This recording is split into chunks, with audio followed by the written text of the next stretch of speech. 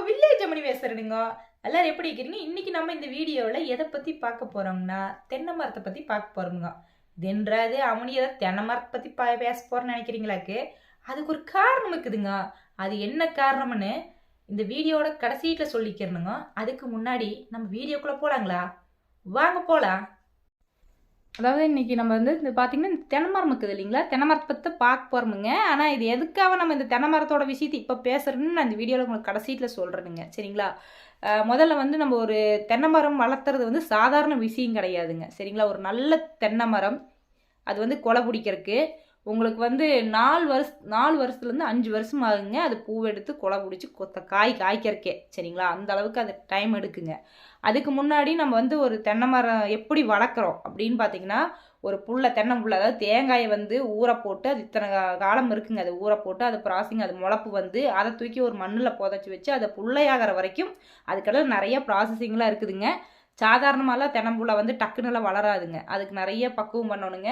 அதெல்லாம் வளர்ந்து அது புள்ளையாகி அதை கொண்டே நம்ம தோட்டத்தில் நடவு நட்டு அதுக்கப்புறம் அதுக்கு சாணி மண், யூரியா, அது இதுன்னு ஏகப்பட்ட இதெல்லாம் பண்ணி ப்ராசஸிங்லாம் பண்ணிங்க. அது ஓரளவுக்கு வளர்ந்து வந்து உள்ளே ஒடிச்சு அதை நான் சொன்ன மாதிரி 4 வருஷம் ஆயிருங்க. 4 வருஷத்துக்கு மேலே ஆகுங்க. எப்படி பார்த்தாலும் நல்ல ஒரு மரம் வந்து காப்பு எடுக்கிறதுக்குங்க, சரிங்களா?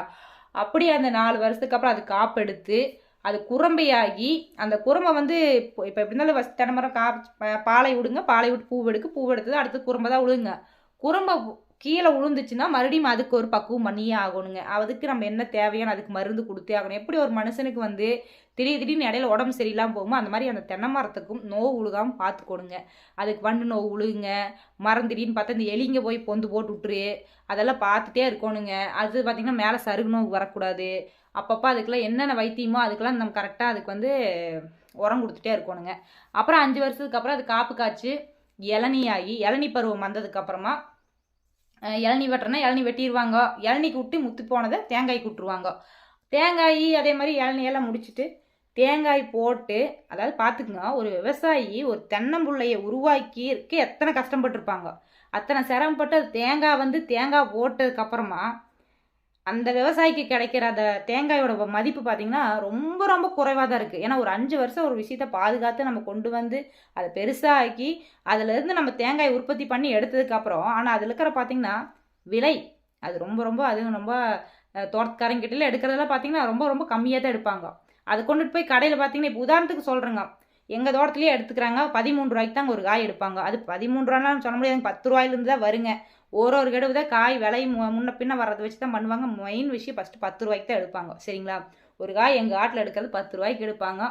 அதுக்கு நாங்கள் கொஞ்சம் ஓரியாட்டம் பண்ணி ஒரு 50 பைசா சேர்த்துறதுக்கு நாங்கள் படாது படுத்துவோம் படம்னு. அப்புறமா அவங்க ஒரு 10 ரூபாய்க்கு எடுப்பாங்கன்னு வச்சுக்கோங்க. 10 ரூபாயிலேருந்து ஒரு 13 ரூபா வரைக்கும் தான் ஒரு ஊருக்கு ஒரு ஏரியாவுக்கு தகுந்த மாதிரி எடுக்கிறாங்க. சில இடத்துலலாம் வந்து பார்த்திங்கன்னா 13 ரூபாய்க்கு எடுத்துக்கிறாங்க, 14 ரூபாய்க்கு எடுக்கிறேன்னு சொல்கிறாங்க. ஆனால் எங்கள் ஊர் சைடில் 10 ரூபாய்க்கு தாண்ட மாதிரி அது எங்கள் ஆட்டில் எடுக்கிறவங்க முக்கியமாக 10 ரூபாய்க்கு மேலே தாண்டவே மாட்டேங்கிறாங்க. இத்தனைக்கும் எங்கள் காயெல்லாம் வந்து பார்த்திங்கன்னா மட்டைப்பேருக்கு கிடையாதுங்க. சில காயெல்லாம் வந்து பார்த்திங்கன்னா மட்டை நல்லா பெருசாக இருக்குங்க, காய் பார்த்தா பெரிய காயாக இருக்குது. ஆனால் உள்ளே உரிச்சு பார்த்தோம்னா தேங்காய் ரொம்ப சின்னதாக இருக்குங்க. ஆனால் எங்கள் காய் வந்து பார்த்திங்கன்னா மட்டை பெருக்கு கிடையாது. காய் எவ்வளோ பெருசாக மட்டை அது பார்த்தா எவ்வளோ பெருசாக தேங்காய் தெரியுதோ அதே அளவுக்கு தான் உள்ள காயும் இருக்குங்க. அந்த அளவுக்கு காய் நல்லா குவாலிட்டியான காய். ஆனால் அவ்வளோ ரேட்டு தான் எங்களுக்கு எடுக்கிறாங்க. கேட்டால் எப்போ கேட்டாலும் விலையில்லை இந்த எதுன்னு சொல்லுவாங்க. சரி நாம் என்ன பண்ணுறது அப்படின்னு சொல்லி நாமளும் அந்த 10 ரூபாய்க்கு தான் போடுறோங்க. இதே காய் தான் கடையில் வாங்கினோம்னா சீசனுக்கு தகுந்த மாதிரி 25 ரூபா, 30 ரூபா, 28 ரூபா அந்த மாதிரிலாம் விற்கிறாங்க. ஒரு ஏரியாவுக்கு தகுந்த மாதிரி பண்ணுறாங்க. இப்போ நான் இது எதுக்காக சொல்ல வரேங்கன்னா, பார்த்தீங்களா எத்தனை விஷயம் இருக்குதுங்க.